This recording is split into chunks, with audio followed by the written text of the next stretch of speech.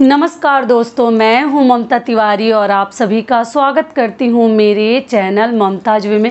कैसे हैं आप सब, तो ये बताने के लिए कमेंट बॉक्स में जय माता दी हमेशा की तरह ज़रूर लिखिए। तो चलिए आज हम इस वीडियो में जानेंगे बहुत ही महत्वपूर्ण टॉपिक पे। आज हम बात करेंगे जो कि हर महिलाओं के लिए और लड़कियों के लिए कहीं ना कहीं ये बहुत अधिक इम्पोर्टेंट होगा ये वीडियो। क्या हाउस वाइफ होना क्या कोई गुनाह की बात है? क्या हाउस वाइफ होने में शर्मिंदगी आपको भी महसूस होती है? क्या हाउस वाइफ अगर खाना बनाती है, घर में बच्चों को संभालती है, तो ये शर्मिंदा वाली बात है? तो इसी के ऊपर आज का हमारा वीडियो है, तो आप बने रहिए मेरे साथ मेरे चैनल पर। अगर आपको मेरा वीडियो पसंद आता है तो प्लीज़ आप मेरे चैनल को सब्सक्राइब कर दीजिएगा, बेल आइकन को प्रेस कर दीजिएगा, जिससे मेरे वीडियो के नए नोटिफिकेशन आप सभी के पास सबसे पहले पहुंचे। तो चलिए शुरू करते हैं कि ये जो आप लोग के मन में जो गलत धारणा बैठ गई है ना, जो ससुराल वाले हैं या जो पति हैं अपने मन में इस प्रकार के, जो ही पति हैं, देखिए हर पति के लिए मैं नहीं बोल रही हूँ, लेकिन कई ऐसी मेरी बहनें हैं ना जो मुझे अपने दिल की जो पीड़ा है, उनके मन में जो दर्द चल रहा है, दुख चल रहा है, उसके लिए उन्होंने रिक्वेस्ट किया था कि दीदी इसके ऊपर वीडियो ज़रूर बनाइएगा, क्योंकि हमें बहुत अधिक ताना सुनने को प्रतिदिन मिलता है, वो अपनी ही हैं। देखिए दुनिया बोलता है ना तो कहीं ना कहीं हम सह लेते हैं, लगता है कि चलो ठीक है कोई बात, लेकिन जब अपना ही कोई जो अपना खास होता है और सबसे पहले पति अगर ऐसे हमें डीमोटिवेट करते हैं, हमें ताने देते हैं, तो ज़िंदगी बहुत छोटी लगने लगती है, जीने का दिल नहीं करता, बहुत दर्द होता है। लेकिन दूसरे को ना हम जवाब भी दे सकते हैं, लेकिन पति को, घर वालों को, सास ससुर को हम कैसे जवाब दे सकते हैं? तो इसलिए अपनों के ताने न कहीं तीर के जैसे सीना में लगता है।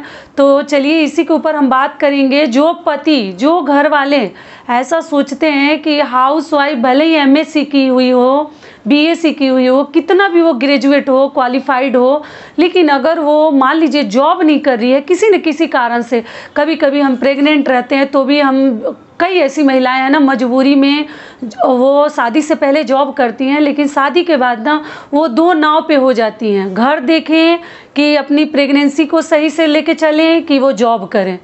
तो कई ऐसी महिलाएं हैं ना चाहते हुए भी जॉब जैसे नहीं कर पाती हैं रेगुलर, कई ऐसी परेशानियों का उनको सामना करना पड़ता है, तो लोग रिजाइन भी दे देते हैं फैमिली के लिए, बच्चे के लिए। तो ऐसा नहीं है कि अगर हम ग्रेजुएट हैं, हम क्वालिफाइड हैं, हम इतना दूर तक पढ़े हैं लिखे हैं, और अगर हम जॉब नहीं करते हैं तो हम किसी काम के नहीं हैं। ये तो धारणा जो आपके मन में बैठ गई है ना, जो ही घर वाले हैं, जो ही पति हैं, वो ध्यान से थोड़ा सा सुनिएगा कि पढ़ाई कभी भी ना, शिक्षा जो है ना, आज नहीं तो कल वो उस आदमी के लिए बहुत अधिक हथियार का कार्य करता है। तो ऐसा नहीं है कि आज आपकी वाइफ जो है पढ़ी लिखी है लेकिन जॉब नहीं करती है तो आप लोग उसको ताने मार रहे हैं। पैसा ही कमाना दुनिया में सबसे बड़ी बात नहीं होता। कि हम पैसा नहीं कमा रहे हैं तो हमारे क्वालिफिकेशन का क्या फ़ायदा? तुम तो पढ़ी लिखी हो, रोटी घर में बेल रही हो, चौका चूल्हा कर रही हो, तो ऐसा पढ़ाई लिखाई का क्या फ़ायदा? जिनके मन में ऐसी सब बातें चलती हैं ना, वो पति थोड़ा सा ध्यान देंगे कि ऐसी गलतफहमी में आपको ज़िंदगी नहीं जीनी चाहिए। अगर आपको पढ़ी लिखी वाइफ मिलती है ना, तो आप सोच लीजिए कि बहुत आप लकी हैं, बहुत भाग्यशाली हैं। पढ़ाई कभी न कभी किसी न किसी मोड़ पर बहुत काम में आती है। आज भले ही वो जॉब नहीं कर रही है, बच्चा पालना है, छोटा बच्चा है, किसके ऊपर? देखिए हर कोई जॉइंट फैमिली में नहीं है। कई ऐसी महिलाएं हैं बच्चों की परवरिश के लिए भी अपना आगे का फ्यूचर जो है ना वहीं स्टॉप कर देती हैं, नहीं करती हैं। मेड के ऊपर बच्चा को मतलब छोड़कर जॉब करने नहीं जाना चाहती, सोचती हैं कि अपने बच्चे का लालन पालन मैं अपने हाथ से करूं, उसकी देखभाल, उसकी परवरिश मैं खुद करूं। तो इसलिए कई ऐसी महिलाएं मजबूरी में जॉब छोड़ देती हैं, रिजाइन दे देती हैं। और कई ऐसी महिलाएं हैं ना कि उसी तरह करती हैं, रोके गा के, या घर में कोई इन लॉज में से कोई देखने वाला है तब तो उनका मतलब कंटिन्यू रहता है जॉब। लेकिन जो मजबूरी में नहीं कर पाते हैं या छोड़ देते हैं, तो ऐसा नहीं है कि आप उनको ताना दे दे के रोज़ सुनाइए कि पैसा नहीं कमा रही हो तो ऐसे पढ़ाई का क्या काम। पैसा कमाने के लिए तो बहुत ऐसा मतलब रास्ते बने हुए हैं, बहुत सारे रास्ते। पैसा कमाने से और क्वालिफिकेशन से दोनों में कोई रिश्ता ही नहीं है। क्वालिफाइड अगर आप रहते हैं ना, तो आपका दिमाग, आपका सोचने का, आपका समझने का, आपका मतलब नज़रिया ही अलग तरीके से रहता है। जो ही पति हैं जिनकी वाइफ मान लीजिए क्वालिफाइड हैं, MSc BSc करके और वहाँ तक पहुँचा है, और वो आदमी मान लीजिए किसी कारणवश जॉब नहीं पकड़ा है, क्योंकि जॉब आजकल बहुत पढ़े लिखे मतलब बहुत क्वालिफाइड लोगों को भी जॉब नहीं मिल रही है। दुनिया में आर्थिक संकट आप लोग को मालूम है, और 2 साल से तो जो हो रहा है वो तो सारी दुनिया देख रही है। तो इसलिए ताना देने से कुछ फ़ायदा नहीं है। करेगी ना, समय आएगा तो ठीक। अपने लिए महिलाएं जो हैं आजकल उतनी ऐसा नहीं है कि अपने बारे में वो सोचती नहीं है, बहुत स्मार्ट है, बहुत चल। और जो पढ़े लिखे लोग हैं वो तो ऐसे ही स्मार्ट हैं।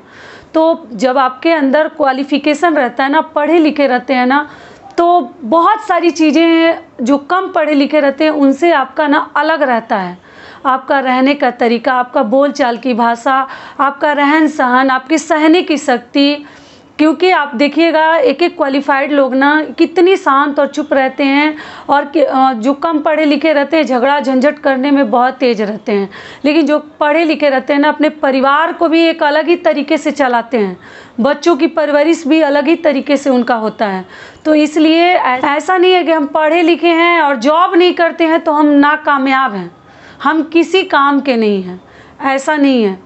आपके घर को भी चलाना, एक वाइफ जो है, आपकी जो पत्नी है, अगर घर को भी चलाती है तो पढ़ी लिखी औरत एक अलग ही तरीके से चलाएगी, बहुत अलग।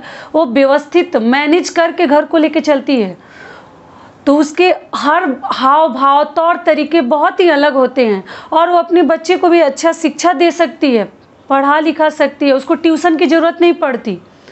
तो इसलिए रोटी बेलना, घर में काम करना, अपने घर का काम करने में मुझे लगता है कहीं शर्मिंदगी नहीं है कि आपको शर्मिंदगी महसूस हो कि हम इतने पढ़ लिख के और तुम तो चूल्हा चौका कर रही हो।